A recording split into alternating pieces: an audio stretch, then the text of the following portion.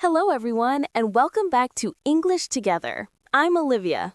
And I'm Paul. It's wonderful to see you all again. How are you doing today, Paul? You know what? I'm a little tired, actually. I stayed up late watching a movie last night, but I'm excited to be here. How about you? Oh, I'm doing great. I had a lovely morning walk, and the weather is finally getting warmer. I love springtime. That sounds nice. And speaking of talking about the weather, that's actually a perfect introduction to today's topic. Oh, you're right. Today we're going to talk about something that makes many people nervous. Small talk. Yes, small talk is those short, casual conversations you have with people you don't know very well. At the coffee shop, in the elevator, at a party, waiting in line. And I know many of you freeze up in these situations. Your mind goes blank, your heart beats faster, and you don't know what to say. Don't worry, we're going to give you practical strategies and useful phrases so you never have to feel stuck again. By the end of this lesson, you'll have real tools to handle any small talk situation with confidence. Before we start, please take a moment to subscribe to our channel, give this video a like, and share it with anyone who's learning English. It helps us so much. All right, let's dive in. Paul, can I ask you something personal? Of course. Do you enjoy small talk or does it make you uncomfortable? That's a great question. Honestly, I used to hate it. I really did. When I was younger, I would avoid small talk whenever possible. Really? You seem so comfortable talking to people now. Well, I learned that small talk is actually a skill. It's not something you're born knowing how to do. You can learn it and practice it just like riding a bicycle. That's such an important point. Small talk is a skill, not a talent. Everyone can get better at it. Exactly. So let's start with the basics. Olivia, what's the biggest mistake people make with small talk? Oh, I think the biggest mistake is believing that small talk needs to be interesting or important. It doesn't. That's so true. Small talk is called small for a reason. It's small. It's light. It's not a deep philosophical discussion. Right. The purpose of small talk isn't to share your deepest thoughts. The purpose is to be friendly, to connect with someone, and to show that you're approachable. Exactly. It's about being warm and polite, not about being fascinating. So let's talk about how to start a conversation. What are some easy conversation starters that work in almost any situation? Great question. The easiest and most universal conversation starter is talking about the weather. Ah, yes, the weather. In English-speaking countries, especially in Britain, people talk about the weather constantly. It's true. You can say things like, beautiful day, isn't it? Or, can you believe this rain? Or, it's so cold today. These are called tag questions when you add isn't it or aren't they at the end. They invite the other person to respond. Yes, you're making it easy for them to agree and continue the conversation. You're opening the door for them. I love that image, opening the door. What are some other conversation starters? Well, you can comment on your shared situation. For example, if you're waiting in a long line, you could say, wow, this line is really long. Or, busy day here, huh? That's perfect because you're both experiencing the same thing. You have something in common immediately. Exactly. Another one is giving a small compliment. You could say, I love your bag. Where did you get it? Or, that's a great jacket. Compliments are wonderful conversation starters, but here's a tip. Make sure the compliment is genuine and specific. Yes, don't say something you don't mean. People can tell when you're being fake. Absolutely. Now, here's something important. After you start the conversation, what do you say next? This is where people often freeze up. Oh, this is crucial. You need to keep the conversation going, and the secret is asking follow-up questions. Follow-up questions are your best friend in small talk. They show you're interested and they keep the conversation flowing. For example, if someone says, yes, the weather is lovely, you could ask, are you planning to do anything outside today? Or, are you enjoying the sunshine? Perfect. You're building on what they said. You're not jumping to a completely different topic. Right. And there's a technique called active listening that really helps. You listen carefully to what the person says, and you respond to something specific they mentioned. Can you give us an example? Sure. Imagine someone says, "Yeah, I'm tired. I had a busy weekend." Instead of just saying, "Oh, okay," you could say, "A busy weekend. Did you do something fun or was it just errands?" That's excellent. You picked up on busy weekend and asked about it. You're showing genuine interest. And that makes the other person feel heard. It makes them feel valued. I have to share a quick story. Last week, I was at the dentist office, sitting in the waiting room. There was a woman sitting next to me, and it was completely silent. Oh, I know that uncomfortable silence. Yes, so I decided to practice small talk. I said, "Have you been waiting long?" And she said, "About 10 minutes." And then I froze. I didn't know what to say next. Oh no, what did you do? Well, I remembered what we teach. I asked a follow-up question. I said, "Do you come here often? I just switched to this dentist recently." And suddenly, we had a nice conversation about dentists and the neighborhood. That's wonderful. You see, you didn't freeze up forever. You just needed a moment to remember the technique. Exactly, and that's normal. Small talk takes practice. Now, let's talk about safe topics. Olivia, what topics are good for small talk? Safe topics are things that most people can relate to and that aren't controversial. The weather, of course, we already mentioned that. Sports are usually safe, especially if there's a big game happening. You could say, "Did you watch the game last night?" or "Are you following the Olympics?" Yes, though be careful, not everyone likes sports. If they say no, just move on to another topic gracefully. Good point. What else? Food is a great topic. Everyone eats. You could say, "Have you tried the new restaurant downtown?" Or, "Do you know any good coffee shops around here?" I love talking about food.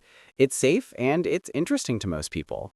Travel is another good one. You could ask, "Have you traveled anywhere recently?" Or, "Do you have any trips planned?" Though right now, you might ask, where would you love to travel if you could go anywhere? Perfect. Work is also acceptable, but you need to be careful. Don't complain too much and don't ask questions that feel too nosy. Right. You can say, "What do you do?" or "How's work going?" But don't ask, "How much do you make?" That's way too personal. Oh, absolutely not. And that brings us to topics you should avoid. Paul, what are the danger zones in small talk? Great question. The big ones are politics, religion, money, and very personal health issues. Yes, these topics can make people uncomfortable or start arguments. Small talk should be light and pleasant, not heavy and controversial. In many English-speaking cultures, especially in the workplace or with people you don't know well, these topics are considered too personal. I remember when I first moved to Canada, I was at a neighbor's barbecue. Someone started talking about politics very strongly, and everyone got quiet and uncomfortable. Oh no! Yes, the host quickly changed the subject to summer vacation plans, and the mood lightened immediately. I learned that day that not all topics are appropriate for casual gatherings. That's such a valuable lesson. Reading the room, noticing how people react, is really important. Absolutely. Now, here's another technique that works beautifully: finding common ground. Common ground is something you both share or can relate to. It creates a connection. For example, if you're both at a conference, you could say, "What brings you to this event?" Or, "Have you been to this conference before?" Or if you're both parents picking up kids from school, you could say, "How old is your child?" or "Is this your first year at this school?" You're looking for that shared experience that gives you something to talk about. And here's a really useful phrase. Same here. When someone mentions something you can relate to, say, "Same here," or "Me too." It builds rapport instantly. Oh, that's a great one. Let's give some examples. If someone says, "I'm so ready for the weekend," you can say, "Same here. I've had such a long week." Perfect. Or if someone says, "I love this coffee shop," you could say, "Me too. I come here all the time." These little phrases make the conversation feel like a friendship, even if you just met. Now, let's talk about something many people worry about: how to end a conversation politely. Oh, yes, this is so important. You don't want to be rude, but you also don't want to be trapped in a conversation forever. Exactly. Sometimes you need to leave, and that's completely okay. You just need to do it gracefully. So, what are some good exit strategies? One easy way is to be honest and polite. You can say, "It was lovely talking to you, but I need to get going," or "I should let you go." That's nice and direct. You can also say, well, I don't want to keep you, which is considerate. Or if you're at a party or event, you can say, "I'm going to grab some food," or "I should go say hi to some other people. It was great chatting with you." Those all sound natural and polite. The key is to sound warm and friendly, not abrupt or cold. Right. You can also use future language to signal you're wrapping up. Say something like, well, I hope you enjoy the rest of your day, or good luck with your project. Oh, that's smooth. You're giving them a wish for the future, which naturally concludes the conversation.